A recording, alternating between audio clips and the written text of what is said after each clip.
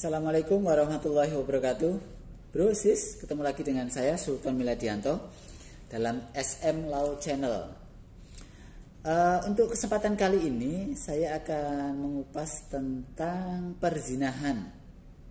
Sebelum kita ke perzinahan, ada beberapa hal yang mungkin juga akan sampaikan kaitan dengan istilah-istilah yang itu juga sering kita dengar di lingkungan kita. Yang pertama kaitannya dengan kumpul kebo, yang kedua perselingkuhan, yang ketiga perzinahan itu sendiri.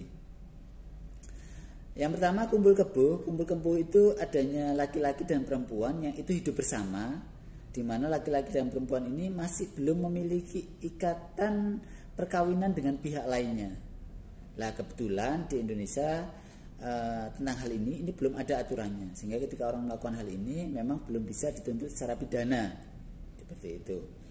Tetapi di rancangan KUHP terbaru, Kitab Undang-Undang Hukum Pidana terbaru, itu sudah ada atau dimasukkan seperti itu. Terus istilah yang kedua adalah perselingkuhan. Perselingkuhan ini ada dua macam, yaitu pranikah dan pasca nikah. Untuk perselingkuhan di waktu pranikah ini juga belum ada aturannya, memang tidak ada aturannya seperti itu. Sehingga ketika ada orang selingkuh itu tidak masalah, tidak ada konsekuensi hukumnya. Contohnya misalnya orang masih pacaran, belum menikah ya, pacaran, kemudian salah satu pihaknya selingkuh dengan pihak lainnya, itu belum ada punishment-nya atau hukumannya.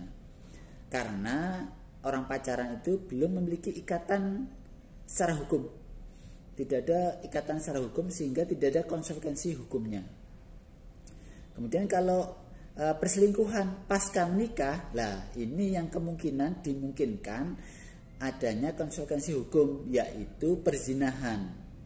Apa itu perzinahan? Kalau menurut R. Susilo juga istilahnya adalah overspell atau gendak seperti itu, yaitu adalah persetubuhan yang dilakukan antara laki-laki dan perempuan yang diketahui laki-laki atau perempuan itu telah terikat perkawinan dengan pihak yang lainnya. Di Indonesia perzinahan ini sudah diatur di pasal 284 Kitab Undang-Undang Hukum Pidana, di mana di pasal 284 ini memberikan ancaman pidana maksimal 9 bulan penjara bagi laki-laki atau perempuan yang melakukan perzinahan padahal diketahui laki-laki atau perempuan ini telah terikat perkawinan dengan pihak lainnya. Juga kepada laki-laki atau perempuan sebagai teman selingkuhnya. Jadi kedua belah pihak yang melakukan, laki-laki atau perempuan yang telah memiliki ikatan suami istri melakukan perzinahan, ini juga diancam pidana. Begitu juga temannya, teman zinahnya, baik laki-laki atau perempuan itu juga diancam pidana. Sama-sama maksimal 9 bulan penjara. Perzinahan ini adalah masuk delik aduan absolut, sehingga perkara ini bisa jalan ketika ada pengaduan atau laporan dari pihak yang merasa diselingkuhi. Kalau tidak ada laporan, secara otomatis perkara ini tidak akan jalan. Yang perlu diperhatikan dalam melapor atau mengadukan ini adalah alat bukti, di mana perkara perzinahan ini memang sedikit agak sulit untuk mencari alat bukti, sehingga saran saya ketika ada seseorang yang itu diduga akan melakukan perzinahan, lebih baik ditangkap tangan, digerebek. Lah dalam proses penggerebekan ini Anda seyogianya menggandeng aparat penegak hukum, misalnya kepolisian, seperti Anda ke Polres atau Polsek lebih dulu meminta bantuan untuk anggota menemani untuk melakukan penggerebekan atau menangkap tangan atau menangkap basah seperti itu. Lah itu akan relatif lebih mudah. Kalau misalnya waktunya tidak mencukupi, cukup membawa RT atau RW setempat untuk melakukan penggerebekan itu. Lah ketika digerebek ada saksinya, lah itu bisa menjadi alat bukti yang cukup kuat ketika melakukan pengaduan atau pelaporan seperti itu.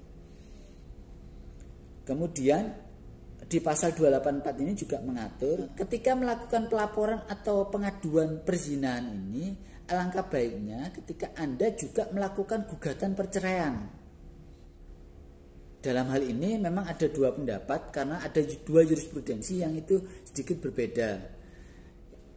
Yang pertama adalah putusan Mahkamah Agung nomor 1080 tahun 87 yang menyatakan bahwasannya tuntutan jaksa penuntut umum tidak dapat diterima karena tidak disertai dengan gugatan perceraian.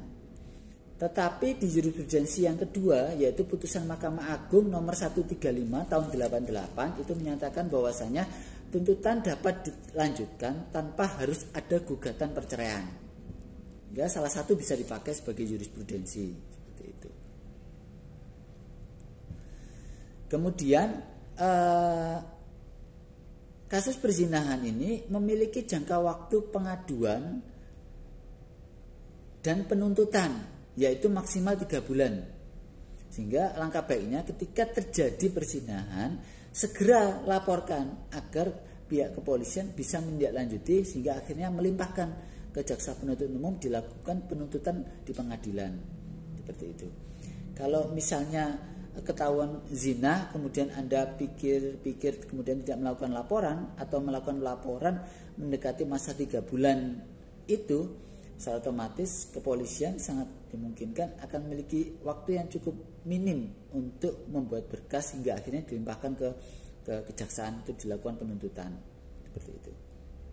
Oh iya, perlu diketahui karena ini delay aduan absolut sehingga perkara ini ketika berjalan baik di tingkat penyidikan, penuntutan maupun di pengadilan itu masih dimungkinkan adanya pencabutan.